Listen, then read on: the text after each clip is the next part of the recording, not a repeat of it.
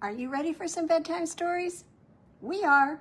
So let's get started with one about a little girl and a hungry coyote. And it might sound like a story you already know. This is called Isabel and the Hungry Coyote. It's written by Keith Polette and illustrated by Esther Zergady. And it is published by Raven Tree Press. This is Isabel. And this is Coyote. Coyote's stomach rumbled as he prowled the desert looking for something to eat. He suddenly stopped at the entrance to a small, dry valley. His yellow eyes flashed as he spotted a girl wearing a red hood. She was singing softly and picking desert flowers. Licking his lips, Coyote silently crept towards the girl in red. With his eyes narrowed into slits, Coyote inched closer and closer. The girl kept picking flowers. And when Coyote was just a few feet away, he got ready to pounce. But suddenly his stomach rumbled. It churned and gurgled and grumbled, and the girl whirled around. "Why, Mr. Coyote," she exclaimed, "what do you want?" "Oh," said Coyote, as his stomach growled again, "I just wanted to say, good morning." "Well, good morning to you," said the girl, taking a step back. "My name is Isabel." "Oh, that is a pretty red hood you were wearing, Isabel," said Coyote. His glowing eyes flared as he inched closer to her. "Thank you, sir. This hood keeps the sun from my face," Isabel said as she took another step backward. "I see," said Coyote. "Where are you going?" Coyote stepped closer to her. "I am going to visit my grandmother," said Isabel as she backed away from him. "Is that so?" said the Coyote. "And where does your grandmother live?" he asked slyly. "She lives at the end of the valley," replied Isabel, and she pointed down the road. "Look, there is her house." Coyote looked at the adobe house and then at Isabel. This good girl would make a fine lunch, he thought. But if I wait, I can gobble up the girl and her grandmother. Oh, he schemed. Coyote sniffed the air. "What do you have in the basket?" "Oh, spicy tamales and red chili sauce," said Isabel. "Would you like one?" "Oh, no," he said. "I never eat tamales and chili sauce. They taste like fire and, oh, burn my mouth," snapped Coyote. Coyote looked toward the house and said, "I have to go now. Goodbye." Coyote went on his way, and Isabel called out, "Goodbye." Her voice was quivering. Coyote kicked up a little dust as he scampered away. His yellow eyes flashed as he vanished in the direction of the grandmother's house. Now, when Coyote arrived at the house, he found the door wide open. Licking his lips, he snuck inside. Coyote looked in each room, but he did not see Isabel's grandmother. Just then, he heard Isabel lift the latch on the gate outside. So Coyote hurried into the tidy bedroom and put on the grandmother's nightgown. Then he jumped into her bed and pulled the covers right up to his chin. When Isabel arrived, she called out, "Hello, grandmother. Are you home?" And in a sweet voice, Coyote answered, "Yes, Isabel, come in."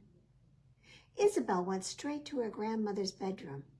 Coyote said, "I'm happy to see you, my dear. Come closer." So Isabel approached the bed, and then she stopped.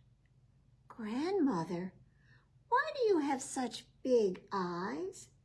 Oh, my eyes are big so I can see you, my dear, said the coyote. Isabel looked closely.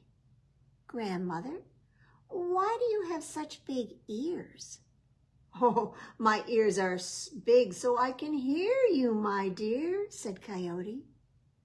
And then Isabel gasped, "Oh, Grandmother, why do you have such big arms?" "Oh, my arms are big so I can hug you, my dear," said Coyote. And then Isabel cried out, "Oh, Grandmother, what a big mouth you have."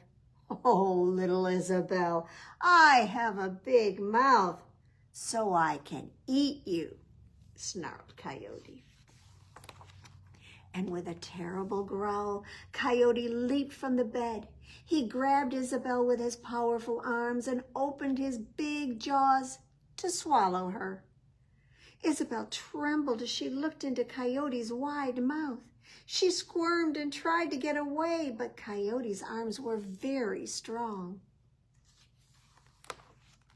Coyote opened his jaws even wider, and Isabel stared into his cave-like mouth. And suddenly, she got an idea. She threw the entire basket of tamales and chili sauce right into Coyote's big trap, his mouth. Coyote bit down and then he howled, "Aye! Tamales and chili sauce! Oh, my mouth is on fire!" Coyote dropped Isabel and raced out of the house. He hurried through the gate and dashed into the valley, howling the entire time. Isabel listened to his cries fade away into the desert. And just then, why, the back door of the house opened and a voice said, "Hello, Isabel. I am so happy to see you, my dear." Isabel turned and cried, "Oh, Grandmother." And then the girl ran to hug her. Isabel's grandmother said, "I was taking a nap in the backyard when a terrible howl woke me up." Isabel nodded. "That was Coyote. He wanted to eat me for lunch, but I threw a basket of tamales and chili sauce right into his big mouth." "Oh," said her grandmother, "you are a brave and clever girl." And Isabel's grandmother smiled. "But Grandmother," said Isabel, "I brought those tamales and chili sauce for you." "Oh, don't worry, my dear," said her grandmother.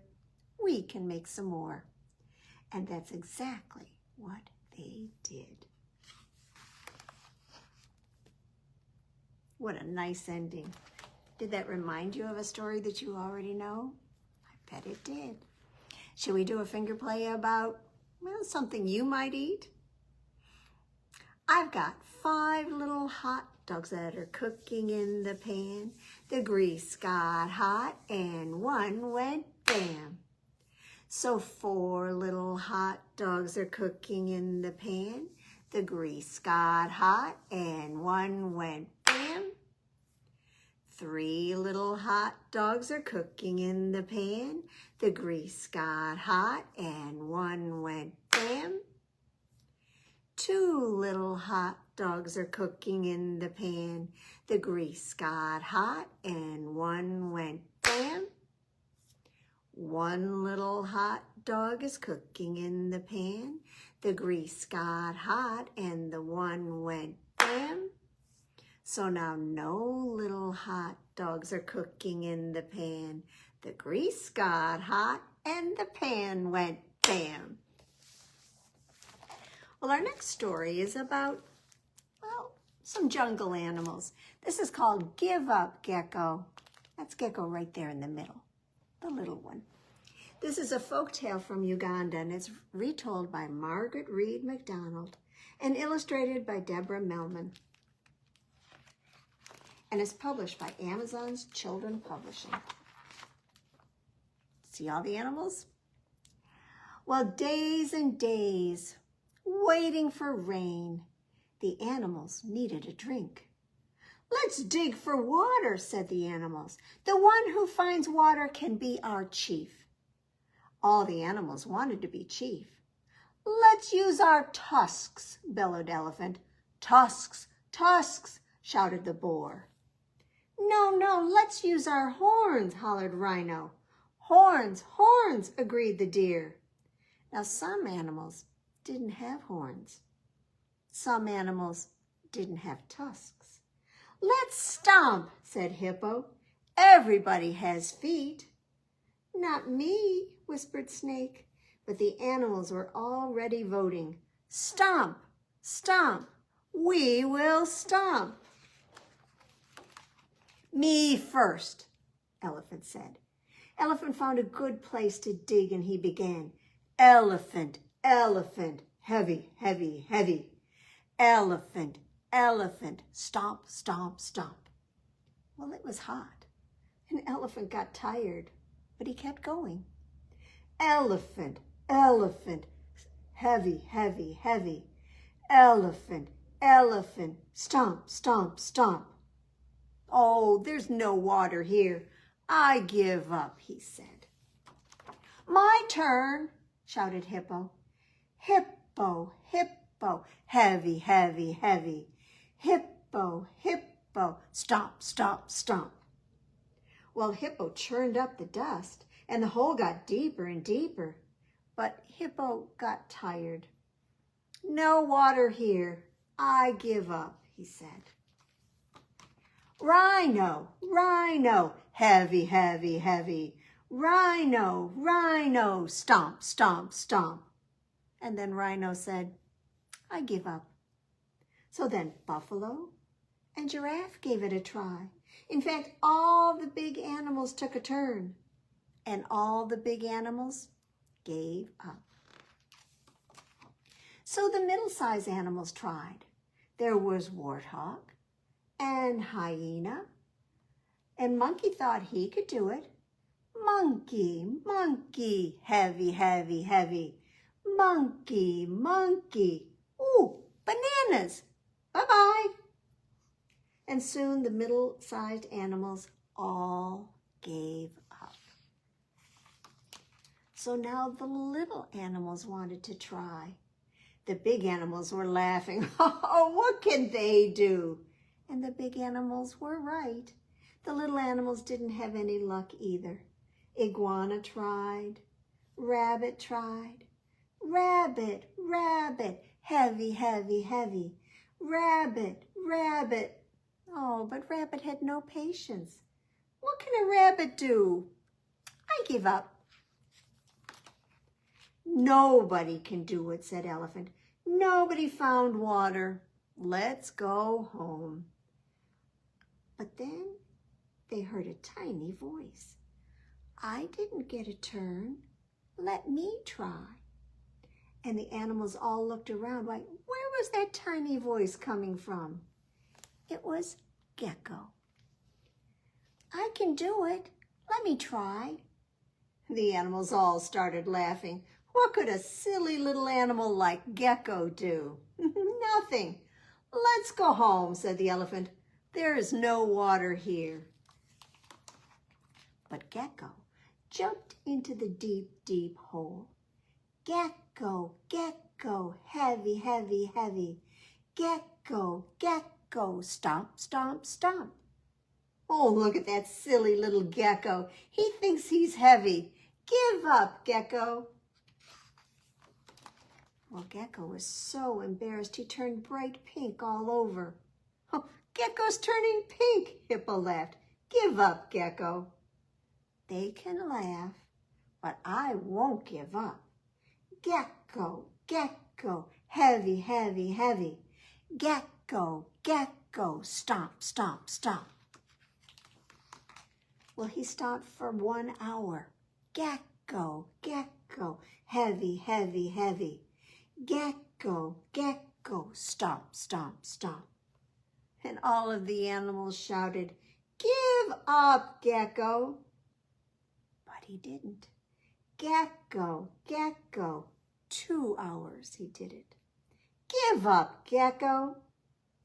Gecko, Gecko, 3 hours. "Give up, Gecko." Well, the sun was about to go down and Gecko was still stomping. And then suddenly, oh, my toes are wet. My toes are wet. Gecko was stomping in water. Gecko, Gecko, heavy, heavy, heavy. Gecko, Gecko, splash, splash, splash.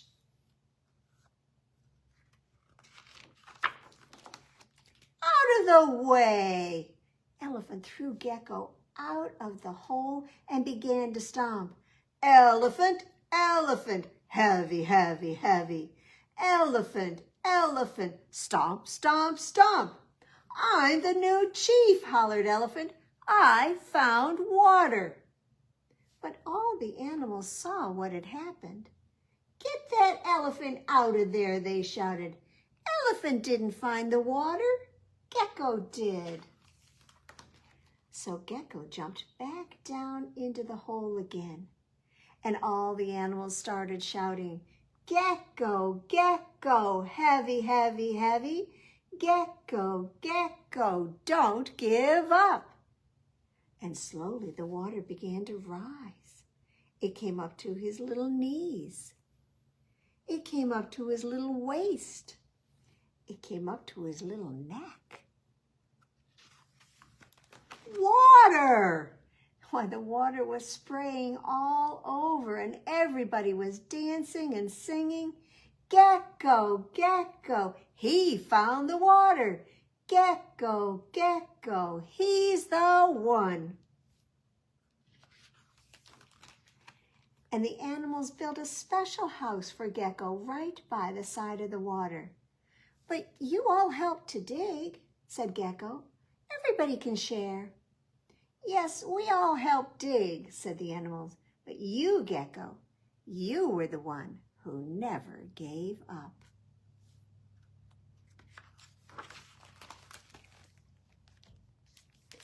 Patience matters, right?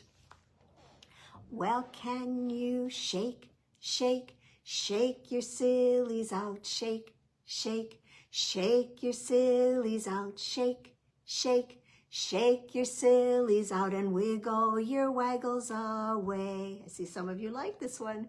Well, can you clap, clap, clap your crazies out, clap, clap, clap your crazies out, clap, clap, clap your crazies out and wiggle your waggles away. Can you stretch, stretch, stretch your stretchies out, stretch, stretch, stretch your stretchies out, stretch, stretch, stretch your stretchies out and wiggle your waggles away. Stand up now because it's time to jump, jump, jump your jiggles out, jump, jump, jump your jiggles out, jump, jump, jump your jiggles out and wiggle your waggles away. Can you yawn? Yawn your sleepies out, yawn. Yawn your sleepies out, yawn. Yawn your sleepies out and wiggle your waggles away. Well, can you shake, shake, shake your sillies out, shake, shake, shake your sillies out, shake, shake, shake your sillies out and wiggle your waggles away. Well, our first story was a similar story to one you probably know, and this one is too. This is called Huff and Puff, and is written by Claudia Rueda, illustrated by her too, and is published by Abram's Appleseed. And you know what's interesting about this book? It's got a hole in the cover. First pig, second pig, third pig. Huff and Puff. Now, first pig building a house. First pig inside his house. One wolf, huffing and puffing. Huff and puff. Oh no, first pig is not happy. Second pig is building a house. Second pig inside the house. One wolf huffing and puffing. Can you help? Huff and puff. Oh dear. Second pig is not happy. Third pig is building a house. Third pig inside the house. One wolf huffing and puffing. Can you huff and puff with me? Huff and puff. Third pig is happy. One wolf huffing and puffing again. Really hard. Can you huff and puff? Huff and puff. Surprise. One wolf huffed and puffed and blew the candles out. Three pigs and one wolf are happy. Happy birthday, that is. Excuse me. I huffed and puffed a little too hard. Well, there were 5 little pigs who were jumping on the bed. When one fell off, oh, he bumped his head. So his mama called the doctor, and the doctor said, "No more little pigs jumping on the bed." So 4 little pigs were jumping on the bed. One fell off and bumped his head. So his mama called the doctor, and the doctor said, "No more little pigs jumping on the bed." So how many do we have? I think we're to 2. 2 little pigs were jumping on the bed. One fell off and bumped his head. So his mama called the doctor, and the doctor said, "No more little pigs jumping on the bed." So that leaves 1 little pig who was jumping on the bed. When she fell off, oh, she bumped her head. So her mama called the doctor, and the doctor said, "No more little pigs jumping on the bed." Well, did you like the snow that we saw outside today? Do you like the snow? Well, this is a story, well, kind of a chant, really, about the jacket I wear in the snow.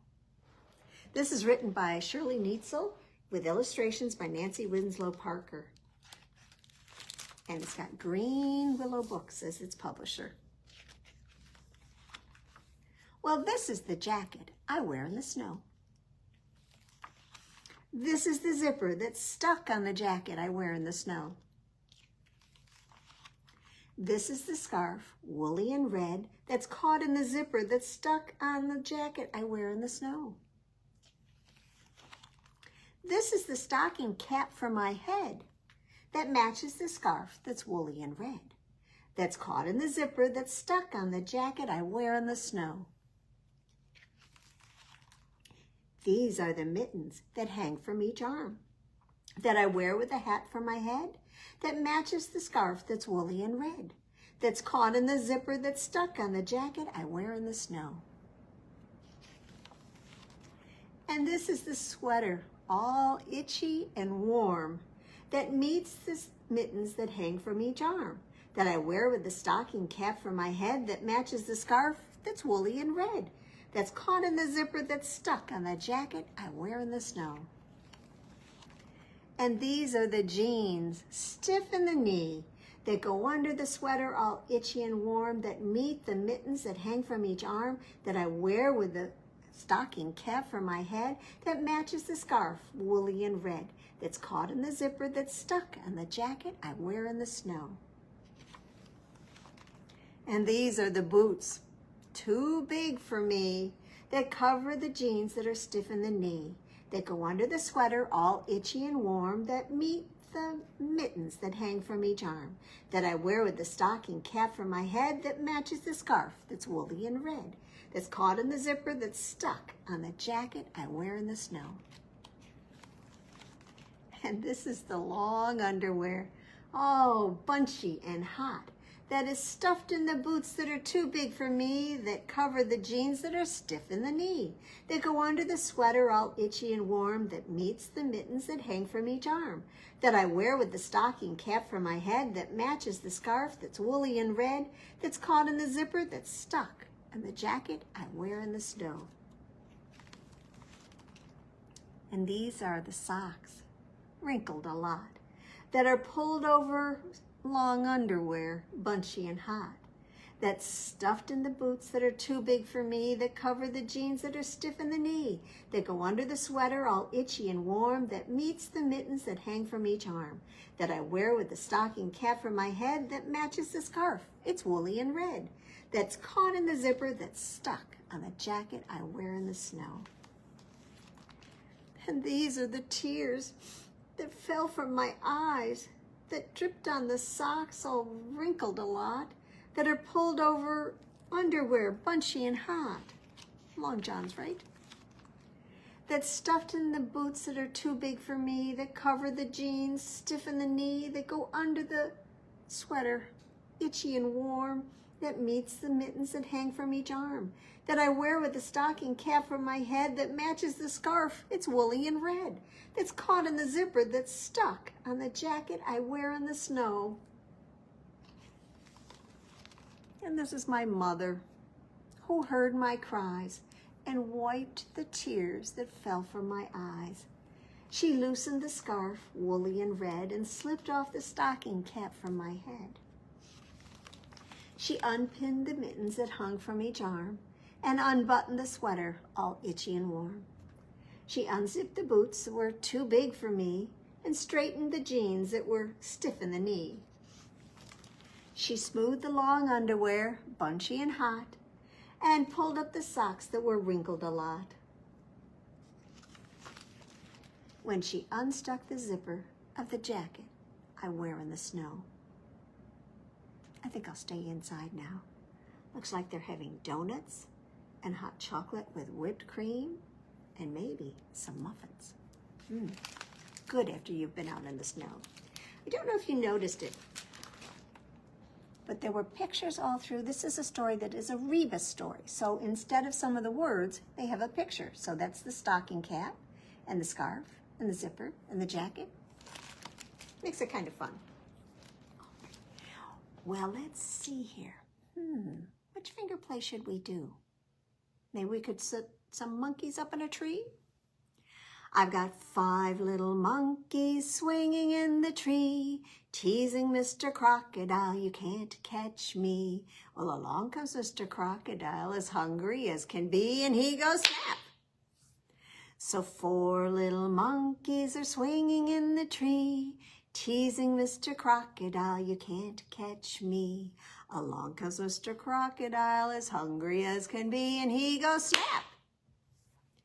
3 little monkeys are swinging in the tree, teasing Mr. Crocodile, you can't catch me. Along comes Mr. Crocodile, as hungry as can be, and he goes snap. 2 little monkeys are swinging in the tree, teasing Mr. Crocodile, you can't catch me. Along comes Mr. Crocodile, as hungry as can be, and he goes snap. So now there's 1 little monkey swinging in the tree, teasing Mr. Crocodile, you can't catch me. Along comes Mr. Crocodile, as hungry as can be, and he goes snap.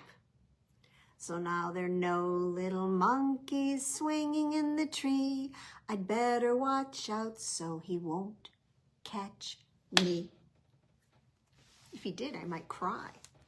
And that leads to our last big book. This is called What Shall We Do with the Boo-Hoo Baby? This is written by Cressida Cowell and illustrated by Ingrid Godin. And it's published by Scholastic Press.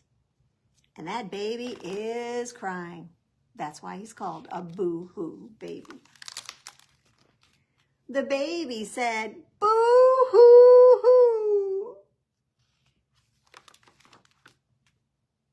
What will we do? What shall we do with the boo-hoo baby? Feed him, said the dog. So they fed the baby. Moo, said the cow. Quack, said the duck. Meow, said the cat. Bow wow, said the dog. And boo-hoo-hoo, said the baby. Well, what shall we do with the boo-hoo baby? Bathe him, said the cat. So they gave the baby a bath. Meow, said the cat. Bow wow, said the dog. Quack, said the duck. Moo, said the cow. And boo-hoo-hoo, said the baby. Oh, what shall we do with the boo-hoo baby? Play with him, said the cow. So they played with the baby. Quack, said the duck. Bow wow, said the dog. Moo, said the cow. Meow, said the cat. And boo-hoo-hoo, said the baby. What shall we do with the boo-hoo baby? Put him to bed, said the duck. So they put him in bed. Moo, said the cow. Bow wow, said the dog. Meow, said the cat. Quack, said the duck. And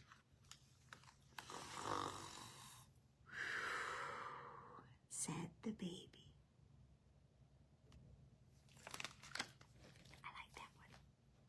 All right, well, did you bring your bubble gum with you tonight? Take a look around. I think I've got some down in my pocket. So I've got a piece of pretend bubble gum. I'm going to unwrap it and put it in my mouth and chew it up until it's all soft and squishy. And then we'll do something with it. Are you ready? Can you get yours ready too? Here we go.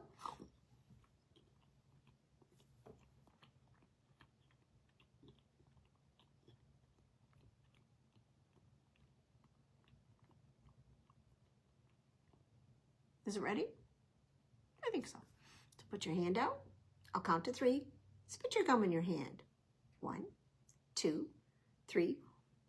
And clap your other hand on top. So now your hands are stuck together with sticky, sticky bubble gum, sticky, sticky bubble gum, sticky, sticky bubble gum, stick it on your chin. Do we want to leave it there? No. So we have to get it off, and the way we do it is by saying a very special word. On stick. Sticky, sticky bubble gum, sticky, sticky bubble gum, sticky, sticky bubble gum, stick it on your back. Do we want to leave it there? No. So let's say it. On stick. Sticky, sticky bubble gum, sticky, sticky bubble gum, sticky, sticky bubble gum, stick it on your cheek. Don't want to leave it there either. On stick. Sticky, sticky bubble gum, sticky, sticky bubble gum, sticky, sticky bubble gum, stick it on your arm. On stick. Sticky, sticky bubble gum, sticky, sticky bubble gum, sticky, sticky bubble gum, stick it on your nose. On stick. Sticky, sticky bubble gum, sticky, sticky bubble gum, sticky, sticky bubble gum, stick it on your mom or dad. On stick. Sticky, sticky bubble gum, sticky, sticky bubble gum, sticky, sticky bubble gum, stick it on your knee. On stick. Sticky, sticky bubble gum, sticky, sticky bubble gum, sticky, sticky bubble gum. Time to throw it in the trash. And it's also time for our flannel board story. I hope you're not hungry, but what's on our flannel board is very hungry. I have a monster tonight. And this monster is hungry for lunch. Well, Monster ate a monster lunch, some monster pie, and monster punch. A monster apple, a monster plum. This monster filled his monster tum. He licked a monster lollipop and drank a bottle of monster pop.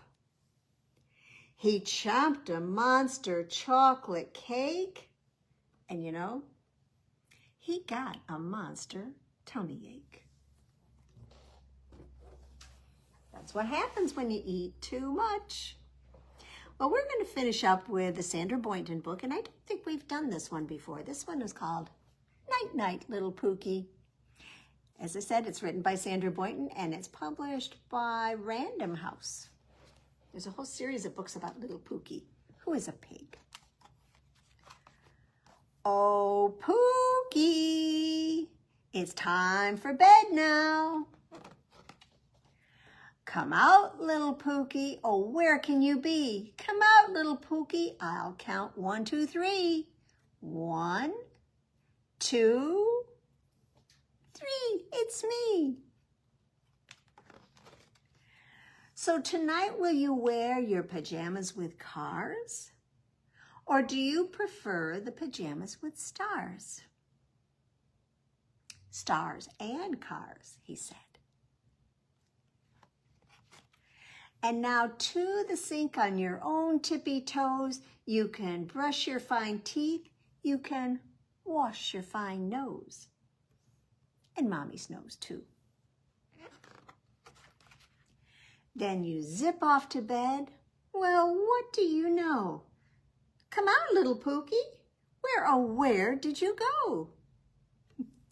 Surprise. I'll tuck in your covers. I'll turn out the light. I'll give you 3 kisses and whisper good night. Good night, Pookie ears. Good night, Pookie nose. Good night, Pookie eyes that are ready to close. There are gentle winds blowing and stars all above you. Night, night, little Pookie. I love you and love you and love you and love you and love you and love you. Nighty night, little Mommy. Well, thank you, little Pookie. And guess what?